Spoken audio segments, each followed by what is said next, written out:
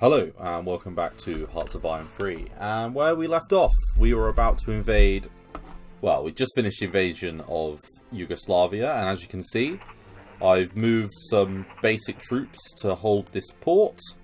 We now have some captured auxiliary vessels, and I think we caught some, yeah, we do have some more down here, so I'm just going to re-base those over there, because eventually we can start transporting more troops over to North Africa. Now, we are attacking in North Africa with the 15th Panzer Division, which has, you know, some SP artillery, it's got some heavy anti-tank, and we got some Panzer IIIs over there. And we've also got the Light Division, which is also in North Africa. Now, really, this is going to be an episode to start the war. So, against Russia. So, what I've done is I've finished moving and... what's the word I'm looking for? Finished moving and completing our units and our army corps. So, let's go through it step by step. So, in the north, we have Heeresgruppe Nord under Ringel. And he has a grand total of three army groups, which is made up of generally 3 to 4 corps, and he also has the siege corps directly under his command, which is really about 60,000 men or so that are dedicated purely to taking Leningrad. Now, we also have under his direct command the 3rd Panzer Corps, which is under Guderian.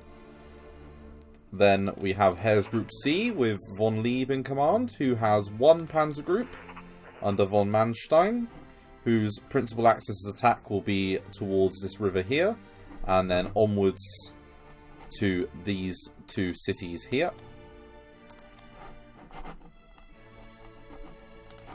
Then we have Army Group Center under von Reichenau. Oh, sorry, we have Heeresgruppe A, which is under the command of von Bock, and he really is Army Group Center, to be honest.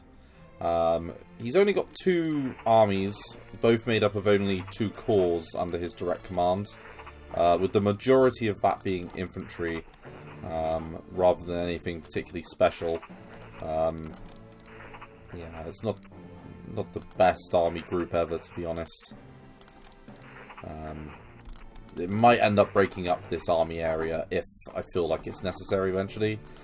Next we have Army Group B, which again mainly has some very basic units in it.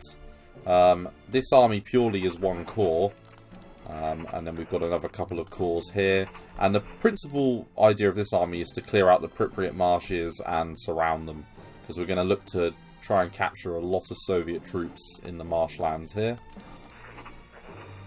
Then in the south, with the majority of our panzer forces and motorized divisions, we have Heeresgruppe Süd under von Rundstedt, who has not only Panzergruppe 4 but Panzergruppe 2 under Model and Kleist respectively. So von Kleist's main principal attack, and there's the largest panzer group, is to move on Kiev, and then from Kiev move to Hommel to complete the encirclement in the south. And then under Model's panzer group, the principal axis of attack will be to secure a pocket here, capturing these troops here, and then pushing on to do another pocket with Romania's support around Odessa stroke, God, how do I pronounce that? Myokalav. So yes, that is the disposition of our army forces. And we've got a wide variety of generals. I've gone through sort of the main ones, but we've got List under 14th Army. Model commands the 2nd Panzer Group. Von Kleist the 4th. Harp controls 6th Army. Christiansen the 9th Army. Henrici the 12th Army, mainly because it's a defensive army and he is known as a defensive general. Von Kukler under 3rd Army. 5th Army under von Roman, 4th Army under von Kluge, 1st Army Corps, or 1st Army under Manstein, 8th Army under Scherer, 6th Army under Kruger, 18th Army under von Mackensen, and 3rd Panzergruppe under Gundaren. Now, we also have our naval assets in place, and a little tiny air landing unit ready to make a landing into Riga to help with the encirclement there. Now, in the west, I've rearranged the OBE here, and under Halder, we have Urier, who's an old guard, and then we have a 2nd Army under Bush, which is controlling the Low Countries. We then have a mobile army under Dolman, who will move to intercept any Allied landings. The principal forces for this will be our 2 Panzergruppe, made up of old French tanks, with some alright commanders, nothing crazy, but yeah, the main force is old French tanks. And then, as well as this, we also have 1st Army under von Witzelben, who will be controlling the French ports. Like so. So as I say, we've pretty much got this area locked down. We had a few rebellions over here, but we managed to sort those. And I think, really, that's the whole strategic situation. I am moving troops round to be a Northern Corps. And I also have several air assets. So all of our air forces are now in position. But not all of them are in the OBE, but that doesn't matter too much.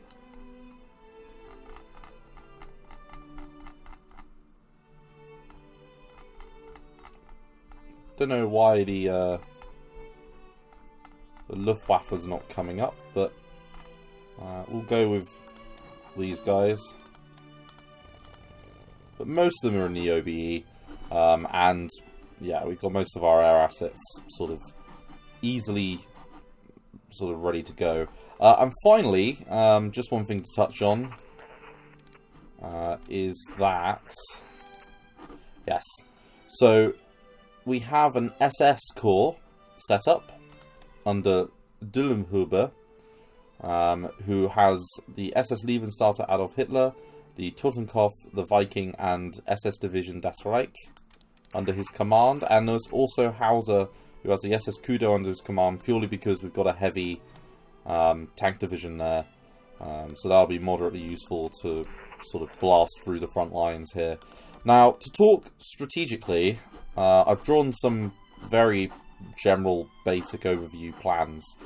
So, I don't think we're going to be able to knock out the Soviets in one fell swoop. That ain't going to happen. It's going to be highly unlikely that this situation occurs. So, I've got a little list of objectives. So, in the first 3 months of the war, we want to have at least reached this river position here, and completed the encirclements here, here, and here, and here as well, but this is a slightly more ambitious one. Then, from that 3-month mark, we then want to push north, so that takes us to September, and the chances are we'll probably well and truly beat that, to take Narva and complete another encirclement in Estonia. And then also, these units will be in place to start a move from Finland into Soviet areas as well. And we'll also push out from our positions along this river line to the next river line on the Donets and Dnieper-Dzhinya, and complete the encirclement and taking of Smolensk and Bryansk. Bryansk, something like that. Now, that might end the operations for this year, depending on how we go. If we're ahead of schedule, we'll then launch the 3rd phase, where I will reallocate our panzer divisions into these 2 points here, and then complete an encirclement of the whole Moscow front. and push up to this position here. Now, if able, I will try and push on Stalingrad, but we'll probably concentrate on Moscow and getting it encircled and captured. Now, for 1942, we will then follow the German advance. So, hopefully we'll be able to hold a river line along here once we've captured Moscow. We'll pull back a little bit just to hold the river line along this point here. And then we'll do a further advance towards Saratov and Stalingrad. Then from there, we'll also push into Asheran and hopefully capture the Caucasus with Turkey's aid, because Turkey should be at the point of joining us at this point. And then really it's going to be a mop-up operation to take these two cities, because they are worth a lot of victory points. Yeah, Kubizhev is worth 15, which is more, I think, than Stalingrad. So we need to take that one. Once we've taken that, we'll know we've won. And then this will be the new Soviet border, I believe. I think it's at the Urals, or just in front of it. And that's really the full strategic situation. Now, I am going to start the war.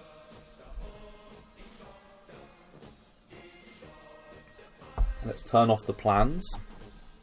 Oh, I'm sorry. Actually, while I'm here, I might as well mention this. Navally, we are conducting a very effective war on convoys. We sank 11 convoys in 1 week with Flottenkampfgruppe 5, which is an Italian group, and also the amazing carrier fleet here seems to be having a real positive impact. So that's really positive, what we're doing there. We've also got our first of our long-range submarines out under this commander here, and they're going to start convoy raiding in this area here. And they've got a pretty long range. They can go... What's that? That's a very long range. So yeah, this is the extent of their range. But hey, that's still, you know, really good. And yeah, that's for that. And also Sweden landed and took Clare Wick, which is cool. So we've taken another English island, so that's positive. Yeah, I think that is everything, really. I think the only thing left to do now is start this battle when I come back to you. So, in the next sort of episode, this is going to be a mini-sode. I will start the invasion of the Soviet Union. So, thank you very much for watching this quick little update. I'll just show you the production queue, just so you can see what we have still ongoing. So, we still have some infantry divisions that were due out, a couple of panzer divisions that are still due, and some submarines, but we've mainly switched over onto submarine building and air building now, because yeah, we were running pretty low on manpower, and I want to make sure that we stick at that. So thank you very much for watching, and I look forward to seeing you in the next episode. Thanks again. Bye bye.